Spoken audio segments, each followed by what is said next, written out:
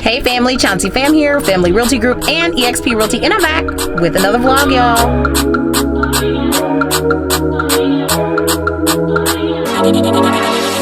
Okay, as always, don't forget, hit the little subscribe button down below, hit the like button, and hit the bell button so that you're notified every time I drop one of these lovely videos. So let's go. Okay, so I was talking to a new agent today, and for whatever reason, new agents always feel like people that have been in the business for a while, and we post all of this like nice fun shit all over social media, and nobody realizes that like all the same bad things that happen when you're a new agent still happen when you're a seasoned agent. It's just that when you're seasoned, you don't give a shit anymore. So she was just saying like, oh my god, you don't understand because like you never get fired.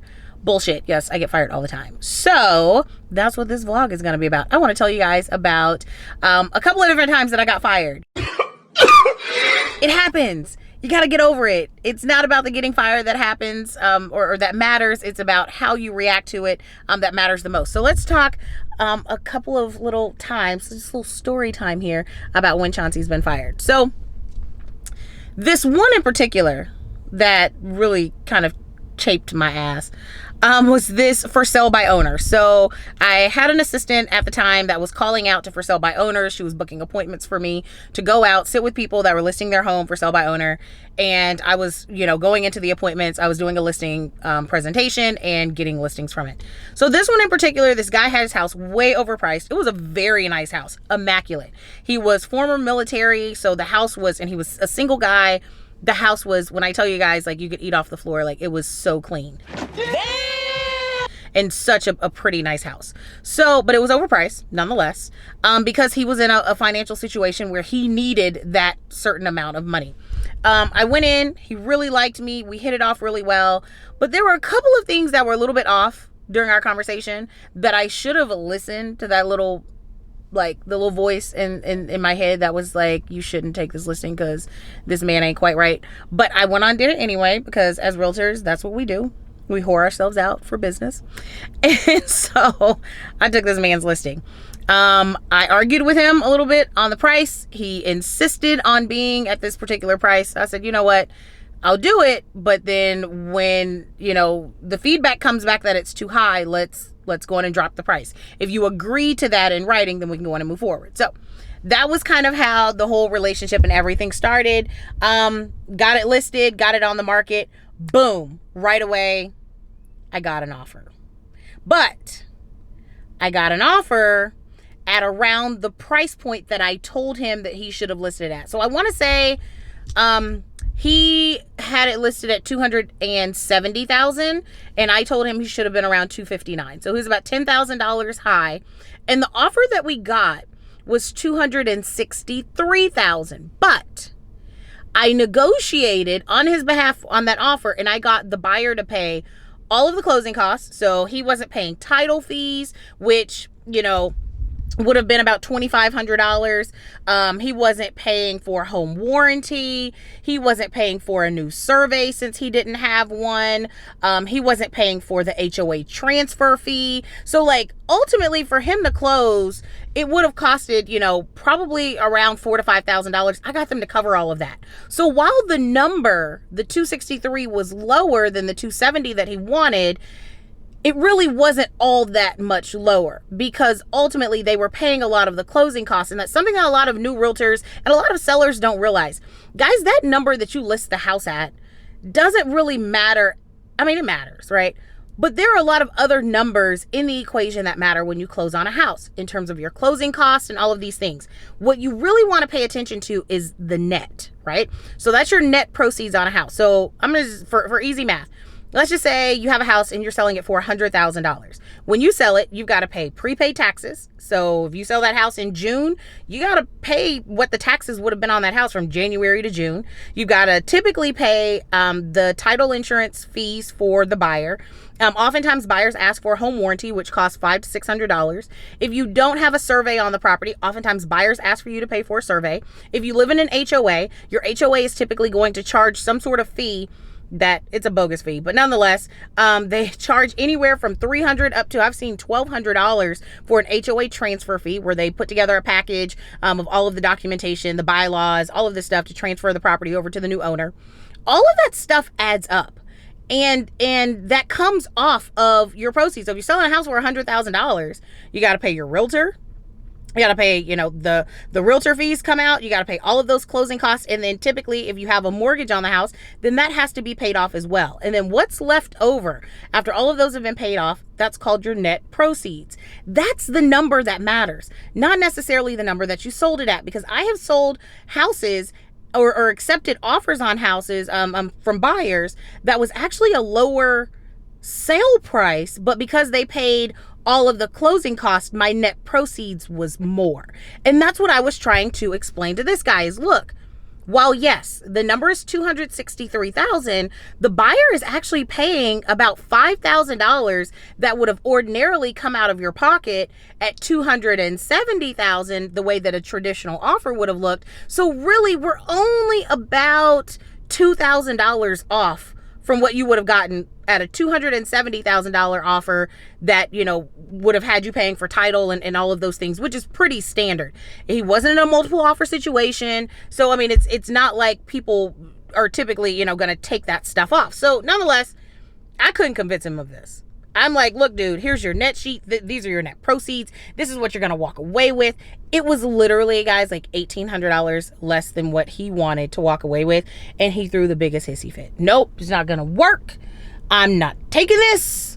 My house is, and I'm like, dude, like I literally told you to list it $259. We get an offer at $263. They're paying all the closing costs. Like, this is a good offer. Mind you, we didn't have much traffic because he was very OCD. He did not like a lot of people walking through his house. I didn't open house at his house. He hid the toilet paper because he didn't want anybody using the bathroom in his house. So he's a very, very particular guy. So I'm like, Lord, just please take this offer because you are not even letting people come in his house. Let's just take what we can get, right? He didn't take it. Not only did he not take it, he fired me. He fired me and hired immediately another realtor that was apparently like, I don't know, a friend of someone that he knew. And I was so pissed, y'all. I was so mad. I'm like, I got this guy a great offer. These people were closing fast. They were paying all of the closing costs. Like it just didn't get any better than that, especially being that he would only allow like 2 or 3 showings per week at the house. Hires this other realtor and the house sat. And it sat. And it sat. I followed it on the MLS because I'm petty like that. And I was watching it and I was like, how long is this damn house going to sit? Because she listed it where he told her to list it, which was right on up there, like $270,000 mark.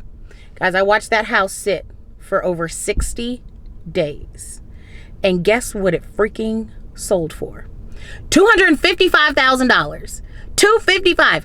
Less than what I got him. Even if at the $255,000 they paid all of the closing costs, it still was going to net him way less than what I got him on the offer. And that's what I was trying to explain to him. So a couple of different lessons to learn from that. Number one, seasoned agents get fired all the time.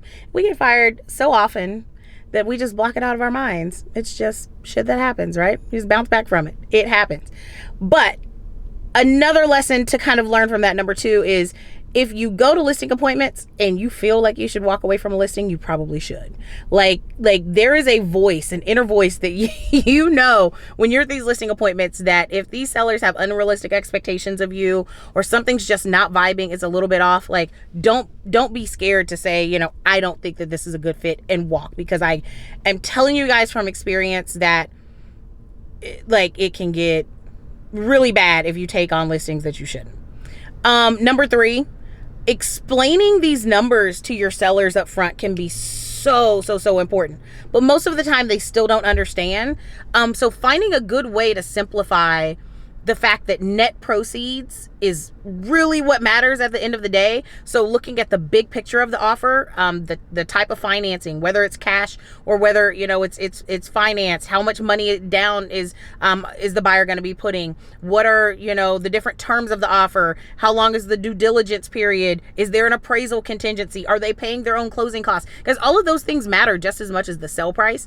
And finding a good way to try to break through and communicate that to a consumer that has a really hard time understanding that, taking an offer that's $270,000 but the buyer isn't paying any of their closing costs versus you taking an offer that's $263,000. They're paying all of their closing costs plus some of yours will actually net you about the same amount of money, if not more in some cases. Like, that's really important to break down for people.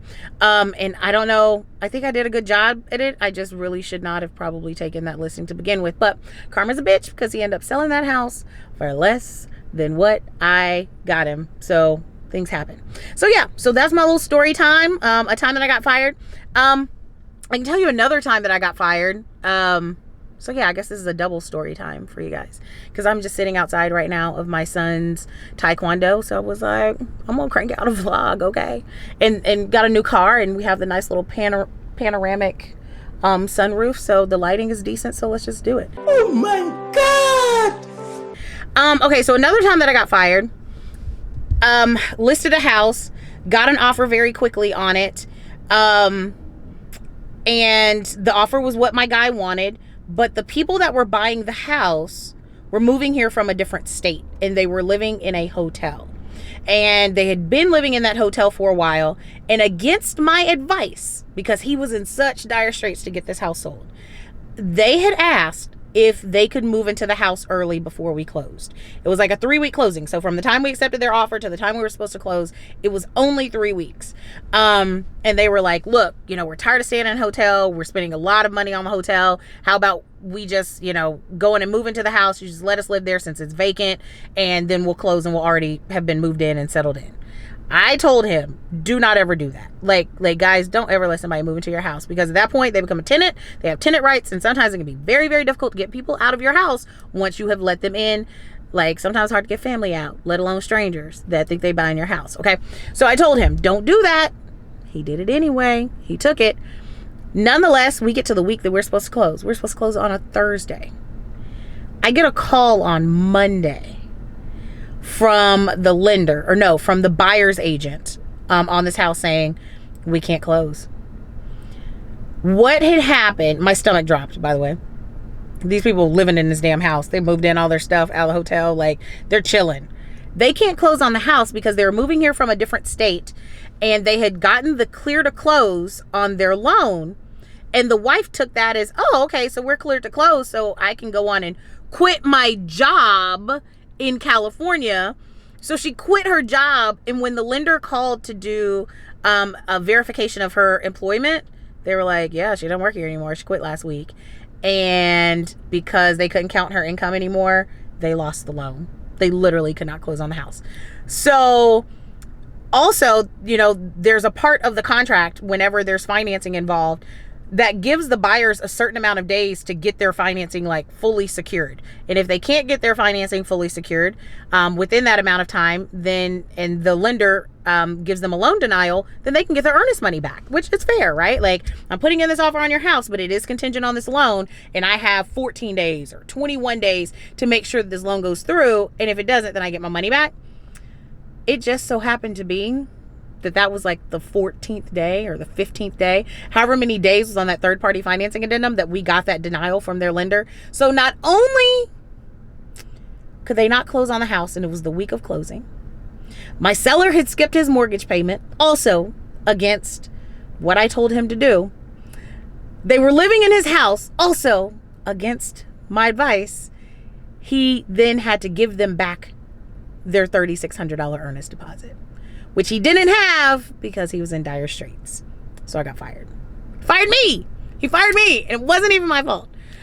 So those are just 2 times that, like, guys, like, it's a part of the game. If you get enough business, you go on enough listing appointments, you get enough listings out there, you work with enough buyers, you are going to get fired.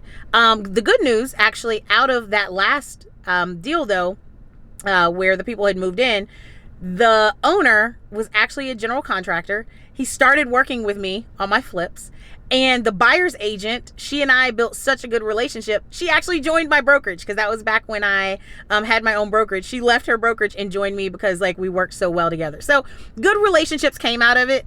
It was actually really cool. So guys, even sometimes when we have bad transactions, don't burn those bridges with the relationships with the client, with the other agent on the other side, because sometimes, I mean, that can come back and really help out your business, and these people can be in business with you and bring you referrals and things like that. So karma is a real thing. And so I kept my cool through that whole transaction. Even though he fired me, we ended up working together for years after that on my flip properties. So yeah, so that's my story time for today. That concludes story time.